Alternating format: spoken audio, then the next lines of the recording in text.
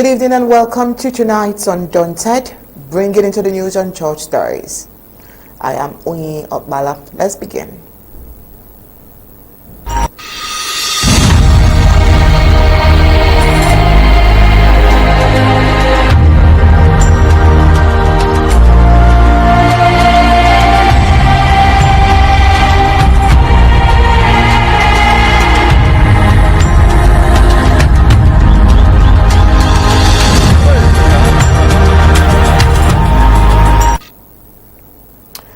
February 11, 2024 will be etched in the memories of the people of Nkambe, Ambazonia, as a day of unspeakable horror.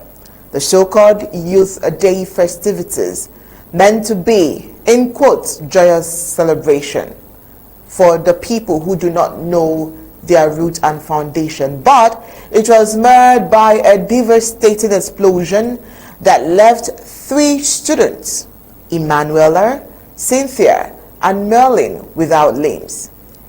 The blast, allegedly detonated by armed men, has sent shock waves throughout the community, which has highlighted the dire insecurity that has plagued Ambazonia for years.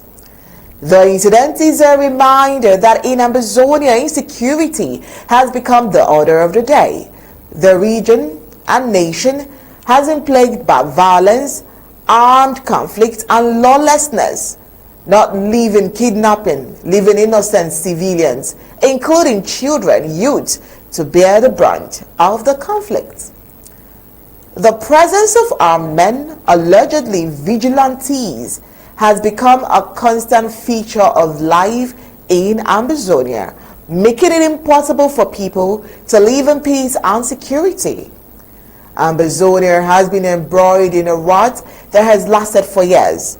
The war, the conflict, has led to a significant increase in human rights abuses, which I would continue to mention until the word comes closer. We talk about extrajudicial killings, torture, and enforced disappearances.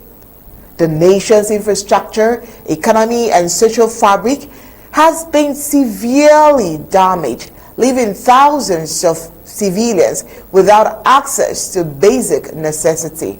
Now, back to the explosion in Nkambe. It has left 3 students who were full of life and promise with a long and difficult road to recovery.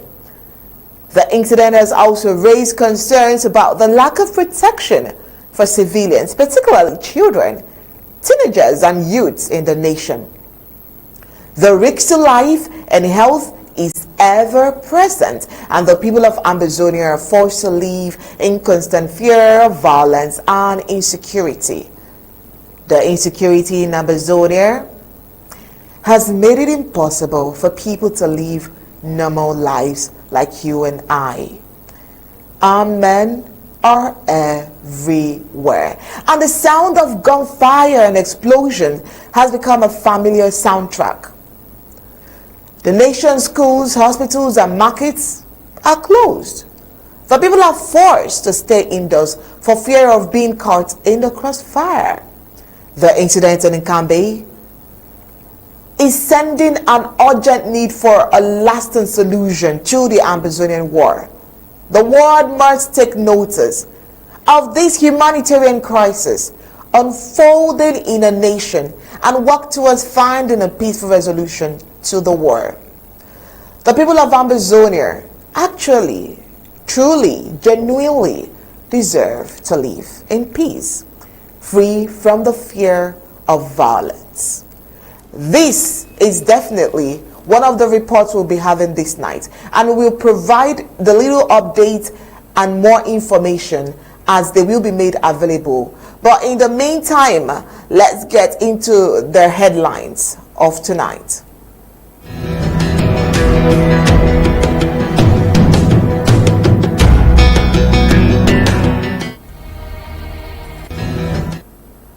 Alright, first of all, you already know Ambazonian insecurity is a tale of tragedy and resilience, and tonight we'll take a leap into all of the stories making up that particular headline. Lao Republic to Cameroon turns blind eye to late Justice Ayah Paul's funeral. Residents of Pinyin village of the Midland zone of Ambazonia have yet again killed another fake Ambazonian fighter. Former spokesman of the ADF, Capo Daniel, vomits out the atrocities of Ayah against the people of Ambazonia. This he made in a groundbreaking confession. On the African scene, more than 200 unarmed civilians have been killed in a brutal attack by the Rapid Support Forces that is happening in Sudan. While Ukraine has been snubbed, the country has been excluded from peace talks on its own future. What is happening across the world? All right, let's get into the news from the home front first.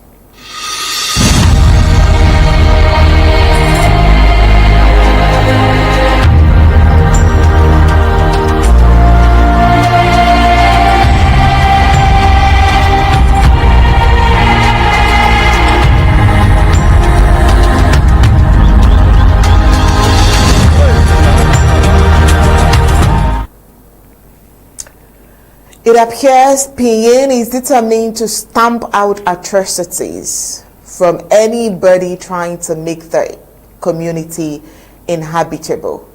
Well, this report says this is a third time a fake Ambazonian fighter has been eliminated within a week by the population.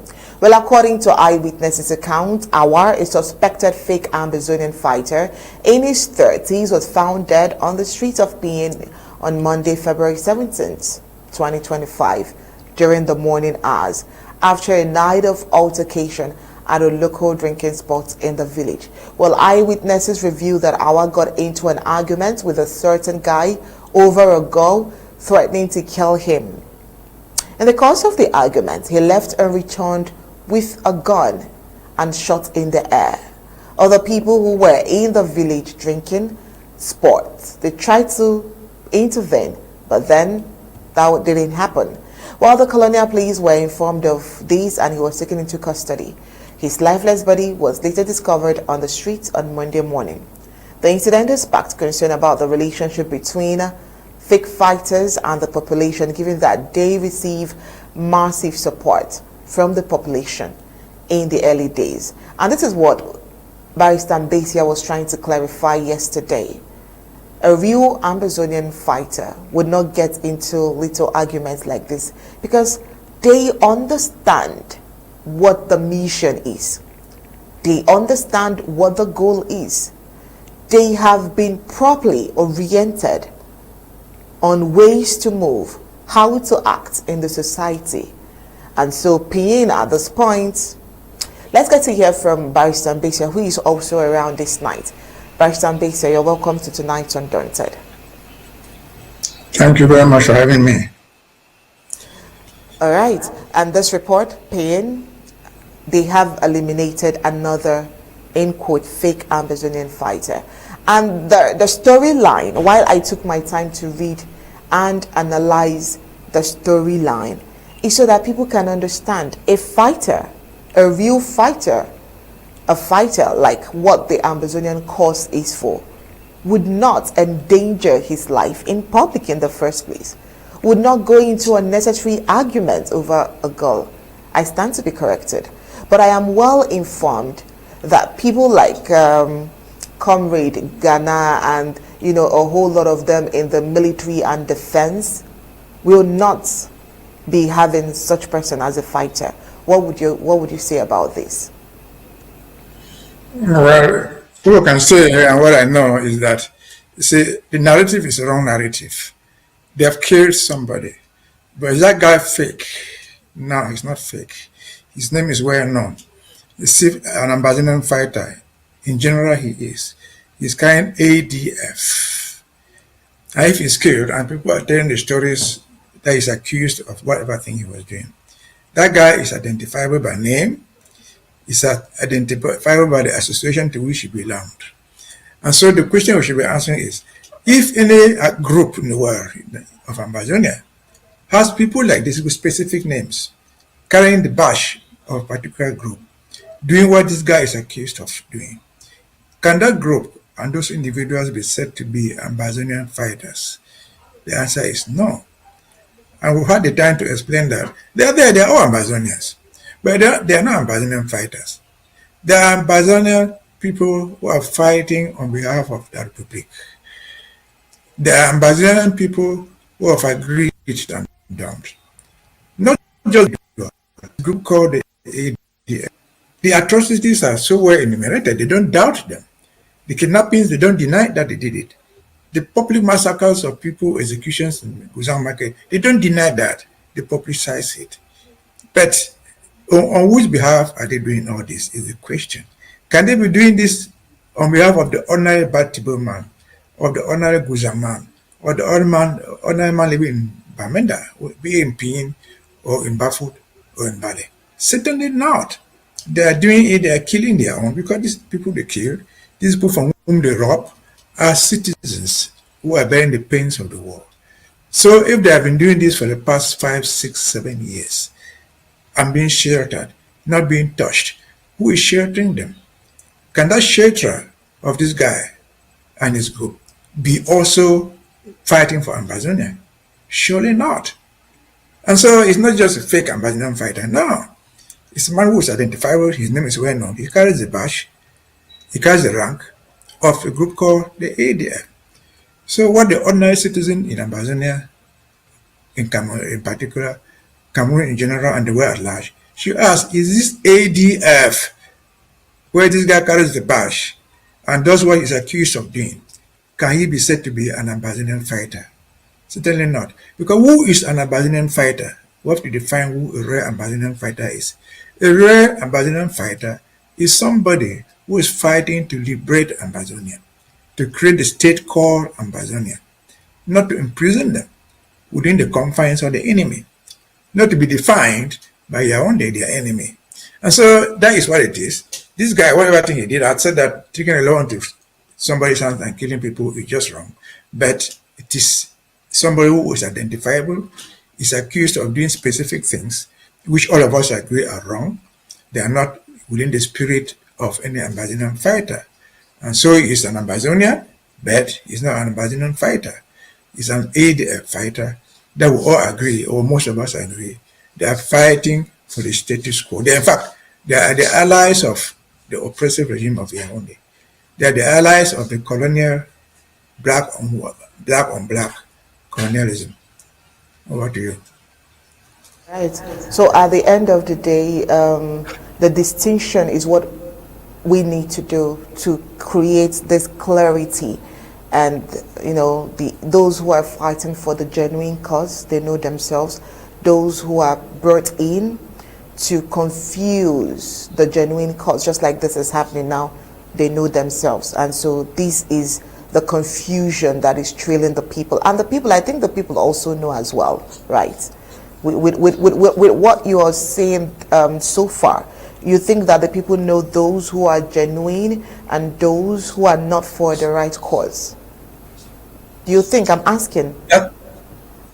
Yeah, that's what I'm saying. Because there's no distinction, there's no distinction between these guys and the Atanganji boys or Ngala Gerard boys that they have recruited in their own name, giving their own names, and giving them Vigilante in Garibu to go and kill other people.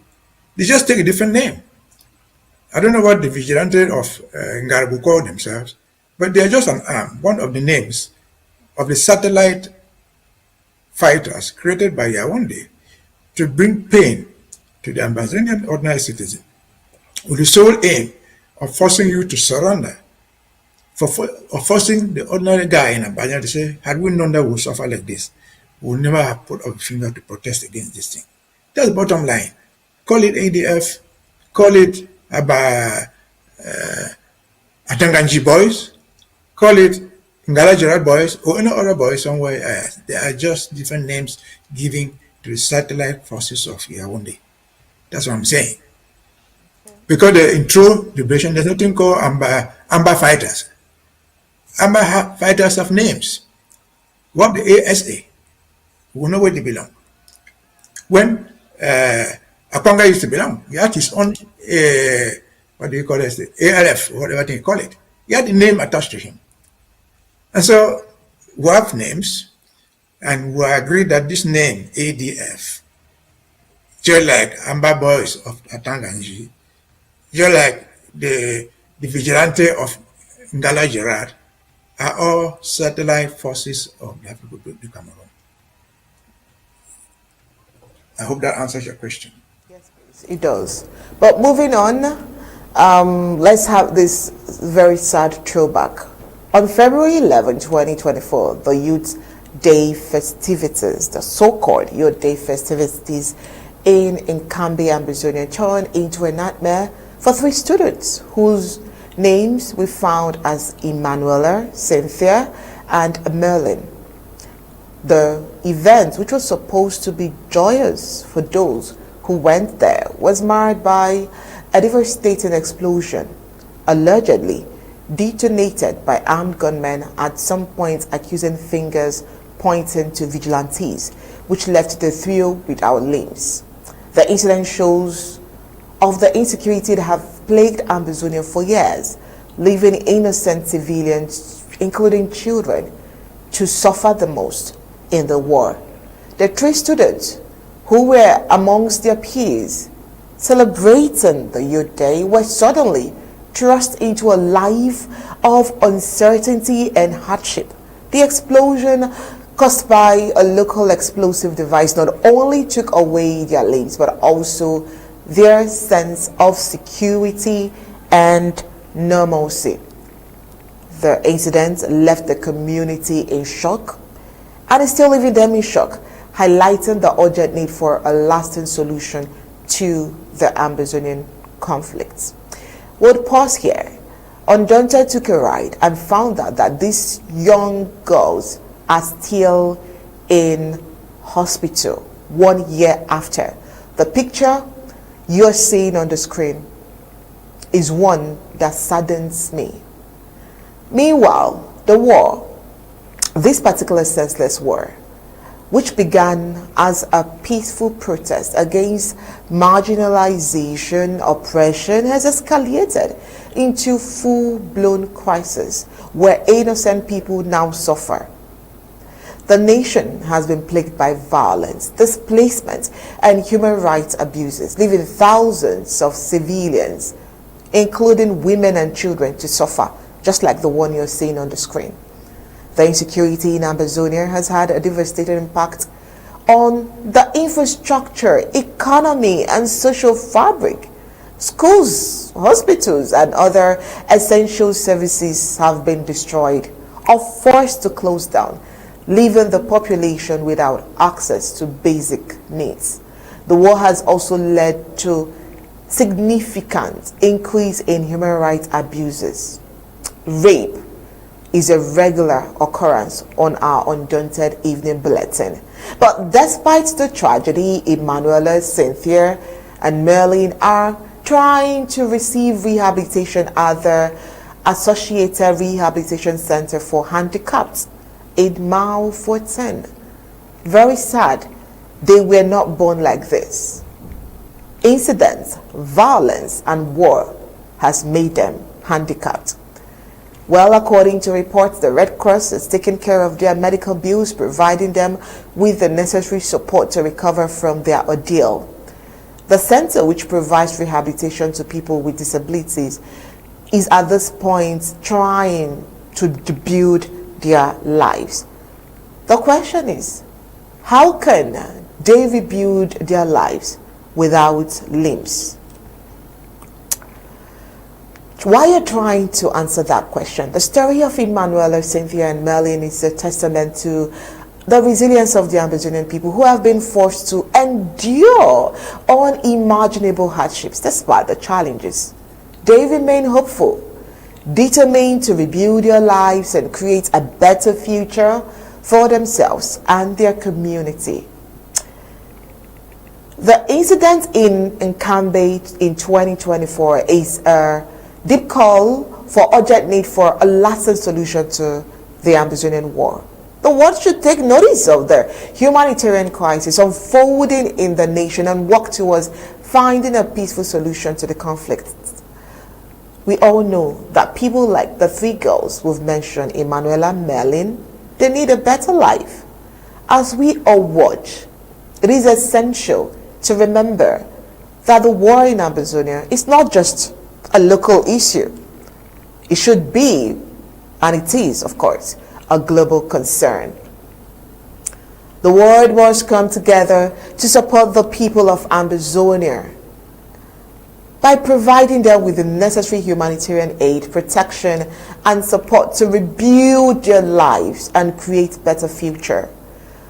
The word here is rebuilding, because most are not even living, definitely not living the dream life or the life of their dreams. By Mbeseha, 1 year after, people are still struggling to survive from the aftermath of a supposed Youth Day festival. From the report, I tried to dig my research, did not see anywhere where help came from the colonial government. It's the rehabilitation center providing this aid for these girls.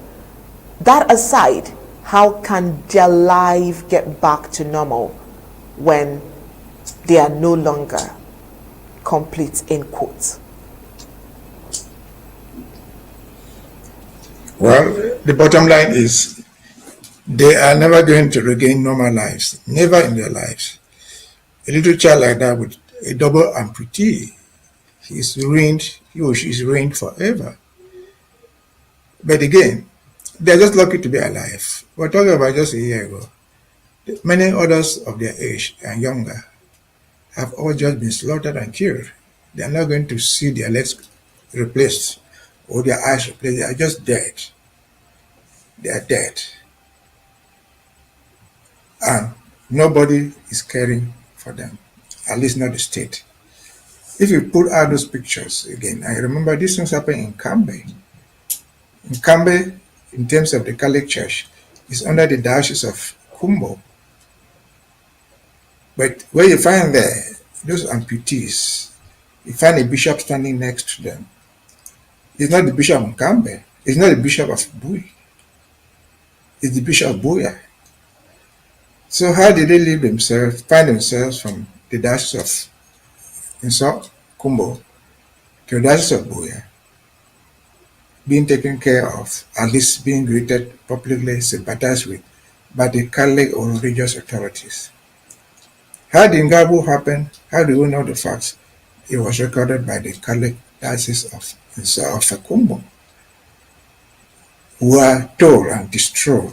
There is no order of help coming from anything called the state.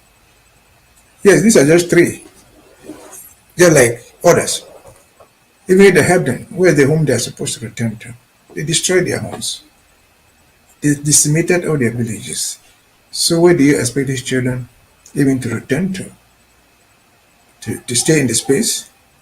Certainly not. So where is this so-called government? What are they doing to help the people, victims of the war, they themselves declared on them? Again, these children are still alive. And we're talking about February 11th, or whatever thing you call it. What were they celebrating? Was there anything to celebrate? Absolutely nothing. And they got into all that. That was February 11th. Well, the children were killed in Kumba for doing what? For simply being in the classroom. They are dead, they are not coming back. I'm not sure that the government even thinks about what to do with them in terms of compensation for their families. Nothing. And so this is a war that somebody brought up on us. This is a war that is visiting us with all types of infamous results. And then the so-called our authorities, governmental authorities, are completely silent. These people, these children come from a place which is supposed to be a constituency. That place is supposed to have senators in Yaoundé. They're supposed to have parliamentarians in Yaoundé. They're supposed to have councillors sitting somewhere in the council. They're supposed to have people sitting somewhere called a regional assembly. What have they said about this? Just these three children.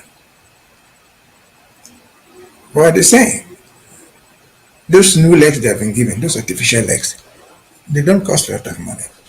But I'm sure almost 100% that those things that they are wearing there, that they are using there, that wheelchair is paid for them by somebody else. A social worker, a religious organization, not the government, not the regional assembly of the Northwest, not their House of Chiefs, not their local council area, not the National Assembly in Yaoundé, not the Senate, not even to talk about the presidency. Zero. And so we ask ourselves, what do we do to marry this? What would these children tell tomorrow? What did they do? What is the crime for becoming double amputees for the rest of their lives? And so that's what it is. It is what we're saying. We have to condemn it. We have to say it is unfair. It is always unfair. This one of us have to stop it. And hopefully, and obligatory pay compensation for these losses. Over to you. Well, so the question now is, who are those who are putting these atrocities together? So it happens that aside the black legs, there are people who are feeling these atrocities. So the next report might give an answer to it. And so it is now clear that the Ambazonian Defense Force is a distraction to the Ambazonian quest for independence. The confession of former spokesman Capo Daniel on the atrocities of the ADF alone strengthens the claim. Capo Daniel, the former spokesman and the deputy defense chief of the ADF, in a video has exposed some of the atrocities that the leader of the ADF, Ayah, has committed against the people of Ambazonia. He opened the confession by saying that Ayah has committed a lot of atrocities and war crimes and that he needs to be arrested. Amongst the people eliminated by Ayah ADF is Barrister Senator Henry Kamande Gamsi, who was shot and killed by gang members of the ADF in Bamenda, Midland Zone of the Federal Republic of Ambazonia on the 11th of January 2022. But before we continue, we have this video or the audio for you to listen to so that you can hear from the horse's mouth. Let's get that. Defense to fight back against Cameroon government operations. Ayah Lucas have actually committed war crimes that should be arrested if Cameroon government is competent. Number one person which Ayah have committed murder against, which I can testify and confirm, is the assassination and murder of Senator Kemende. I was the deputy defense chief of the ADF. I was a spokesperson of ADF. I approached Ayah when Kemende arrived in Bamenda to inform him about his plea that he wants to go to his village and that the ADF should allow him access. Instead, Kemende was killed by the ADF. His vehicle was later found in the camp where the ADF Brigade of Tanka was keeping that vehicle. Based on my communication with Ayah was directly involved in the killing of Kemende. It is a fact that the ADF carried out the execution of Kemende. And that is a fact which he cannot deny, because I can testify of his connection to that particular crime, which I rejected at that moment where he proposed that Kemende should be arrested. He proposed to me that he should be arrested, and he was killed in that process, whether it was done deliberately or not. But the fact that Ayah consistently refused to answer my direct question to him during those periods is an indication that he was directly involved in the plot to assassinate Kemende. We also know for sure that there have been CPDM people who were eyeing the seat of Kemende, who had bribed ADF soldiers to carry out the assassination. That one we know for sure. So we know that Ayah was involved. There are other war crimes that Ayah have committed, like the public execution of 2 individuals in Gozang. I think that happened in October 13. October 13 will soon come. That will be the anniversary where 2 individuals, one of whom was a notable in Gozang, were publicly executed. The spokesperson of the AGOC ADF, Lucas Asu, announced and confirmed that the ADF executed those 2 people on the 13th of October 2024 with the false accusation that those individuals were collaborating with the Cameroon government and they were arrested and investigated for a long period of time and were summarily executed, which itself is a crime.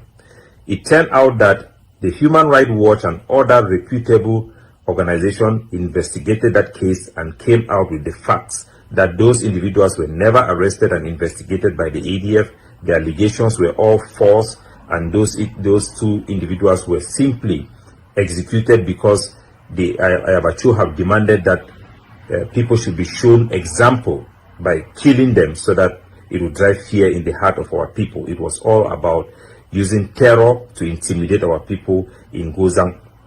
We also have the incident in Nacho, Abango, and Tasa, which took place in Bamenda. I think that was in the 16th of July 2024, where 10 individuals were slaughtered and thrown in Nacho. They were picked up from Nacho, Abongo, and Tasa. They were publicly executed, and their dead body was dumped on the street in Bamenda. The Archbishop Androkia visited the scene.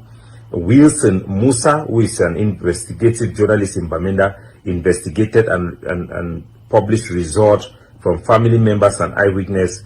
And Ayabacho himself came out to justify the killing of those individuals, claiming they were part of people who collaborated with the Cameroon government to kill an ADF soldier in Bamenda, in Old Town.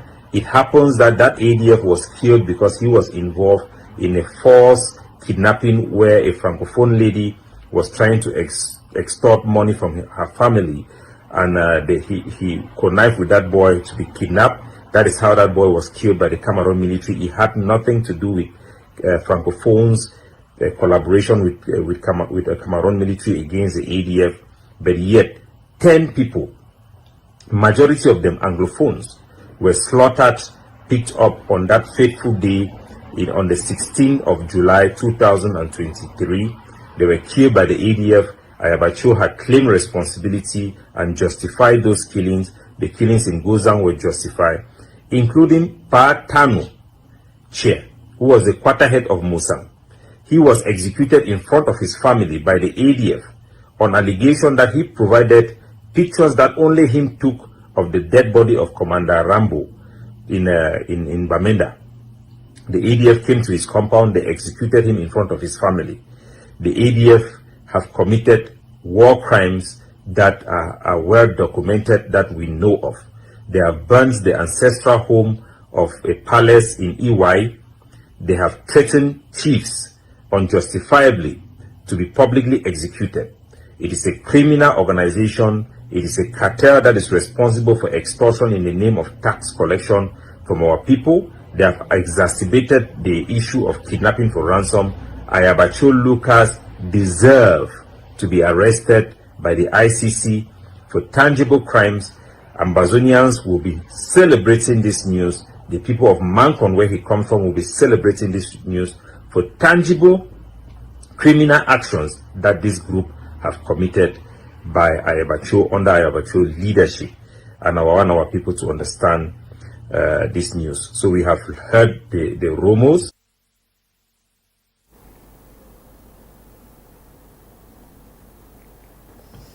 All right, so everything that needed to be heard has been said here. He said everything. But one that struck us is the one that he added, that Capo Daniel in October 2024 had said in the video, that Ayabacho ordered the public execution of 2 innocent men in Batibo. One of them was notable in Guzang, a village in Batibo. Ayabacho ordered the killing to instill fear in the people of Guzang and for them to respect ADF injunctions. So this particular, remember, these trended worldwide as at when it happened.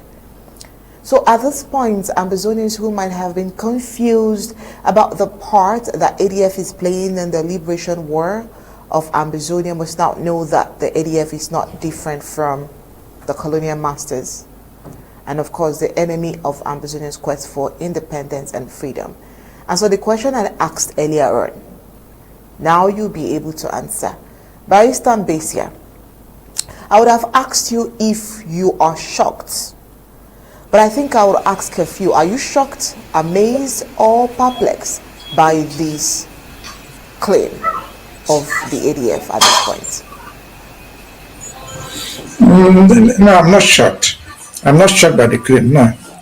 I'm shocked by the depth of the revelation of what they did. I'm surprised at their intellectual honesty to say exactly what happened. I'm embarrassed as a lawyer to see a criminal make that public confession without probably knowing the consequence of what he's doing legally. And so all those acts of what he's narrated there are things that happened. The shooting of people in Guzan Market, the killing of Senator Kemonde, there are things that we know that happened. But what we did not know was the details of what happened, who did what. Now we know the details. All those people he has mentioned there, those are all recorded events. But now what we have come to settle on is this is from the horse's own mouth, telling us publicly on record what they did. It's stupid for him to know he's telling us what Abacho did now. He's telling us what ADF did. But as per that narration, the ADF was a two-man action. He, as the deputy defense chief, Acho as the superior commander, and he as the spokesperson. He, in all the records, he says that he brought all those fighters together. To see, he didn't say Abacha brought them. To see who brought them. He positioned them left in Batibo, positioned them in Bali, positioned them wherever he wanted to. That was his duty, and he admits it there. Then, because he was the main planner, they would plan to kill, for example, Kimonde. They would plan to kill the children in Guzan Market. That is his strategy. And after the acts are done, he, without the assistance of anybody else, he will coin out the public narrative as a spokesperson. You say, well, those guys died, this is what we did. You will try to hide it. You will say the story of their criminality. You will seek to paint it white. This is his own ambition. And so, is Abacho a criminal? I don't doubt that. But you see, even the first accused, no. The person who should be in the dock first at the necessary time is Capo Daniel. Because he is a strategist. Admittedly, a strategist. He says it to himself. He is the person who coined out the story to tell the world, to cover their own crimes. To see, talking with his own mouth. And so this is the first criminal who should be in the dock.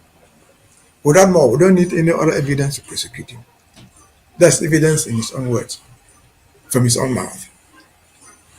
And so he might have been thinking, I don't know who gave him the advice, if he can listen to the advice, that he was trying to hurt his brother or his former boss. So, but no, you're hurting him, but you're hurting yourself more anyway. But it's good that we know these facts. Those are uncontestable facts. Because again, he tells us in all his audios. I gathered all the people, I brought some of them from this point, from Kumba, who brought them together to this place. He created the camps. He assigned them the mission. Strategize on who to kill and not to kill. Strategize on who to extort money from and who not to extort. And then, after the acts are done, he coins a popular version of the story that he will sell to the world to exculpate themselves. Who is the greatest criminal in that deal? Is Capo Daniel. As people say in English, chickens are coming home to roast. And so this is a criminal of the first order. If he thinks he can escape international justice, he's fooling himself. Those are unchallenged facts coming from the horse's own mouth. I don't know whether at the appropriate time Ayabacho will have any defense. If Ayabacho has any defense, it will simply be enough. Capo didn't even tell me. Yes, he did all that. He was my deputy. He didn't even tell me those things. That's the only thing he can say. But I'm not sure that I can even say that. And so this is a criminal of the first order. You see, we say that the gods of Ambazonian don't sleep. They are coming out to tell us what has happened in the past 8 years.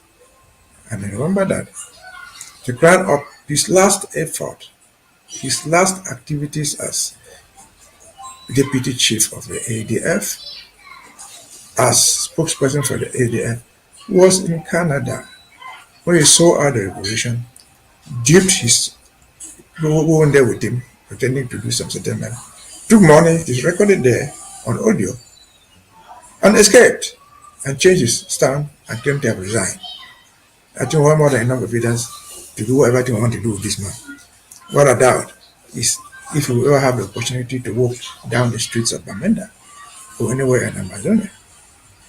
If I were there, I would take my personal vengeance on him. Over to you. Oh well, let's see how this turns up. I don't want to believe that this is all there is to this particular confession. As we wait and see, we'll definitely see so much more that will pop out from this, and we'll definitely bring you up to speed with that moving forward. Now, into another report. It's been 4 days since Justice Ayah has been laid to rest, yet the colonial government has remained notably silent, failing to issue a formal statement regarding to his death or burial. Despite his significant contributions to La Republic of Cameroon judiciary and politics, Justice Ayah did not receive a state burial, a decision that many view as a condemnation of his legacy and commitment to justice. Attendees of Justice Ayah Paul's burial on 14th of February has said a heartfelt goodbye to a man who dedicated his life to justice in neighboring La Republic of Cameroon. He was born in Aquia and became Chief Justice at the Colonial Supreme Court, also serving as a member of the ruling Colonial Cameroon People's Movement, the CPDM Movement Party. In 2008, he stood alone amongst his peers by voting against the removal of the colonial presidential term limit. He also ran for president under the People's Action Party. According to reports, his career faced many challenges during the war in Ambazonia. He was arrested for supporting the Southern Cameroons, which led to the forced retirement and prolonged financial struggles. His health worsened over the years and he passed away in December 2024. Meanwhile, the colonial government is being condemned for failing a man who gave his all to their system, even in death, a country which has brought nothing but pain to the people of Ambazonia. Since the death of Ayah, according to reports, the BS regime has not said a word or shown any sympathy towards the bereaved family, even after his burial. Nothing has been said and no action has been taken. While some believe that for a man who gave his all to such a corrupt system, which turned around to frustrate that much, well, critics termed this as an unfair action. Barrister Mbeseha, do you agree that this has been an unfair action? It is, I think, more than being unfair. You see, we don't need to revisit the story of poor Ayah. I know him personally. We know what he went through. But we are dealing with his last days, his journey to the end of his life. Well, and this is a man who has done everything he can, that he could throughout his lifetime. And then the system killed him. The system killed him. The government killed him. Slowly until he died. You see, ordinary people looking at that, you see the crowd of lawyers. Those people you find there, these are common law lawyers. They're not just ordinary lawyers. They're all called the common law lawyers. But Ayah, as a common law lawyer, was very young. He spent very little time as a lawyer. Because he tried to go there after he retired from the public service. He was a civil servant working in the judiciary. You see that crowd of lawyers? That's a crowd of lawyers. If you look into it, if you know what it means, the lawyers in the common law system dress very differently from what the public prosecutors and magistrates in Cameroon would dress. I don't see in that crowd anybody bear the symbols of a judge, a magistrate of the Supreme Court, or of the Magistrate Court, or of any court in the official bench in Canada. None. None.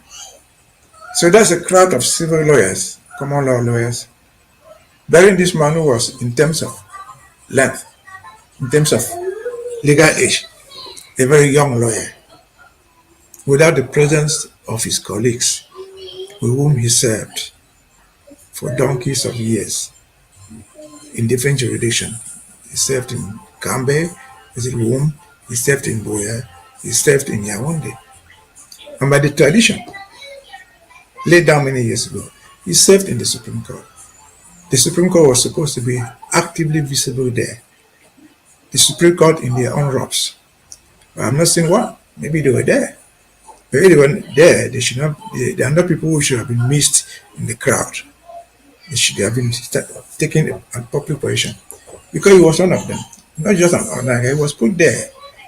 He was very high up there. But I don't see them there. Why? Is it because they hate him? He has his own friends, his own colleagues, who are so-called Anglophones, who are serving in the Supreme Court. Why do you not make it there officially? Why? Because somebody is telling them, apparently if you go there, you miss your promotion.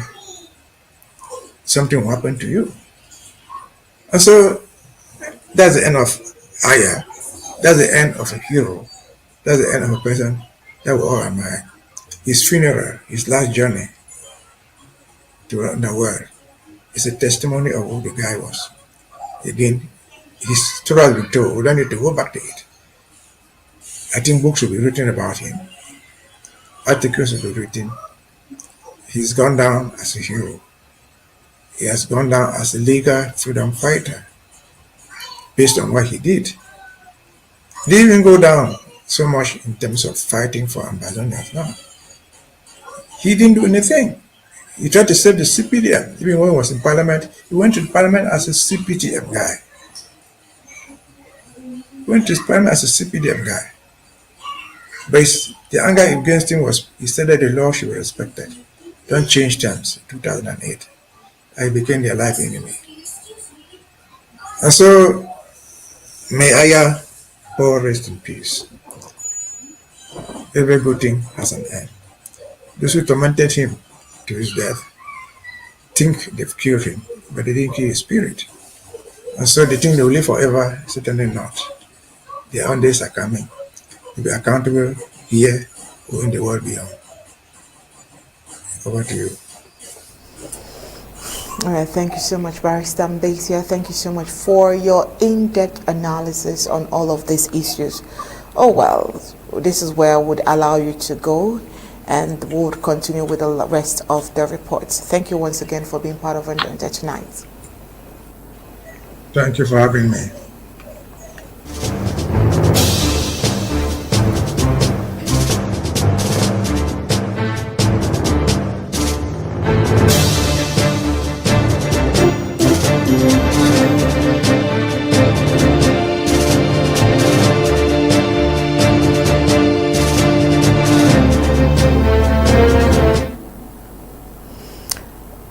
On the African scene, more than 200 unarmed civilians have been killed in a brutal attack by the Rapid Support Forces in a cluster of villages in Sudan.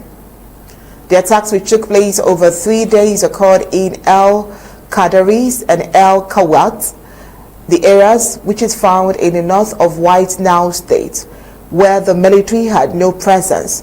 The Emergency Lawyers Network has accused the RSF fighters of executions, kidnappings, enforced disappearances, and property looting. The RSF, which was once allied with the military, has been involved in a civil war with them since April 2023. The two groups had come to part together in a coup but fell out over an internationally backed plan to move towards civilian rule. Now, senior RSF leaders are in Kenya planning to announce the formation of their own government in areas under their control, a move that analysts warn could deepen division in Sudan. This development is a disturbing escalation of the conflict, which has already caused immense suffering for the people of Sudan. The world must take notice and work towards finding a solution to end the violence and bring peace to the nation of Sudan. Meanwhile, Trump is offering asylum to white South Africans. Some person says this is sparking mockery, but after this, I would want to know what you think. And so US President Donald Trump has offered asylum to thousands of white South Africans, claiming that they are victims of anti-apartheid white discrimination. However, the move has been met with mockery and outrage from many white South Africans who are rejecting the idea that they are victims of discrimination. The offer has been seen as a calculated exercise in race baiting and historical revisionism, with many critics accusing Trump of ignoring the complex history of racial issues in the US and instead amplifying the supposed plight of white South Africans. According to one, he says, "We are not victims, we are privileged," said one white South African. He said this to newsmen. He says, "We have a long history of oppression and discrimination against black South Africans, and it's time for us to acknowledge and confront our own privileges." Now, this move has also been met with criticism from the South African government, with officials accusing Trump of interfering in the country's internal affairs. This says that it is clear an attempt to divide their country and set up racial tension. This is what a spokesperson tried to say, a spokesperson for the South African government. And he went on to reject Trump's offer of asylum and called on him to respect the sovereignty and right of all South Africans. The offer of asylum has also been met with outrage from many Americans who are questioning why is President Trump offering refuge to white South Africans while ignoring the plight of other marginalized groups like the Ambazonians. Of course, some of them feel that it is a slap on the face to all the marginalized communities in the US who are struggling for justice and equality. Well, Trump's move is a clear attempt to distract from the real issues facing our countries and to further divide our nation. This is what some of them are saying. But as this controversy continues to unfold, one thing is clear. Trump's offer of asylum to white South Africans is attacking and, of course, attracting sparked heated debate, just like we're trying to do, about race, about privilege, and about discrimination, both the US and in the South Africa as a whole. Or the question is, who needs the asylum, or who is being maltreated?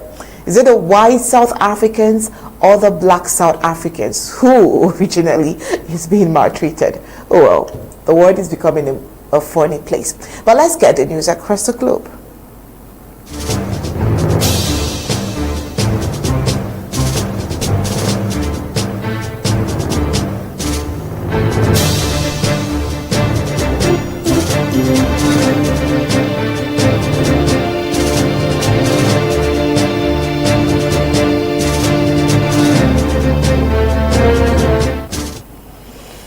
Right, on the foreign scene, Ukraine is being snubbed and excluded from peace talks of its own future. So this is a shocking move. Ukraine has been left out of a crucial meeting between America and Russian officials in Saudi Arabia, where the future of the war-torn countries will be decided. The talks is aimed at brokering a peace deal, which will take place without the participation of Ukrainian representatives, sparking outrage and concern among the country's leaders. So Ukrainian President Volodymyr Zelensky has vehemently rejected the idea of any decision being made without Ukraine's input, stating that the country will never accept any agreement reached without its participation. The move has been widely criticized as a blatant disregard for Ukraine's sovereignty and a betrayal of the country's trust. But think about it. Why discuss me without my presence? Anyways, the exclusion of Ukraine from the peace talks is not the only controversy surrounding their negotiations. US President Donald Trump has been accused of making extortionate demand, seeking to claim half of Ukraine's rare mineral wealth as a price for ongoing US support. So the move has been slammed as a blatant attempt to exploit Ukraine's resources for Americans' gain. So the snubbing of Ukraine from the peace talks is not an isolated incident, would want to think, because history is replete with the examples of large powers colluding to negotiate new borders of spares or influence without the input of the people who live there. So the move has raised concerns about the disregard for national unity and the rights of smaller nations to determine their own futures. The United Nations has called for the inclusion of Ukrainian representatives in any negotiations, emphasizing the importance of ensuring that the country's interests are represented.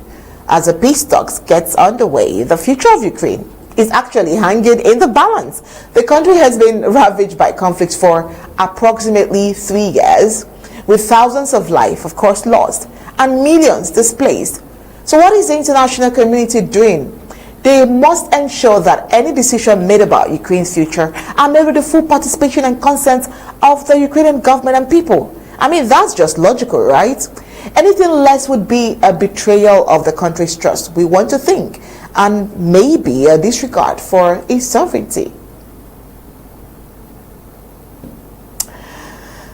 Meanwhile, there is something happening in the BRICS as well.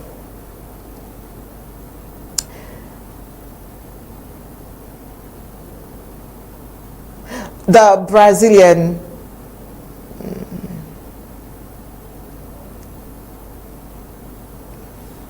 all right, we are having a bit of the issues, but here I think that the Brazil is preparing to host the 17th BRICS Summit in Rio de Janeiro on the 6th and 7th of July. So this high-profile gathering will bring together leaders from Brazil, Russia, India, China, South Africa, and a select group of the invited nations. So the BRICS Summit will serve as an essential platform to discuss crucial global governance reforms and deepening cooperation among countries from the global south. You should know that BRICS was established in 2009. The BRICS bloc has grown significantly, and so people are gearing up. We hear that nations like Iran, Egypt, Ethiopia, the United Arab Emirates and Saudi Arabia, Turkey, Azerbaijan and Malaysia are among the countries also seeking membership. So this year's summit is expected to address critical issues that will shape the future of BRICS nations and their global influence. Of course, we'll definitely bring you global stories as they unfold, and this is where we draw the curtain on tonight's Undaunted. Remember to always go in and watch all of the episodes of Undaunted if you have missed any. On behalf of the technical crew, on behalf of Barrister Team Mbeseha, we are saying good night and God bless.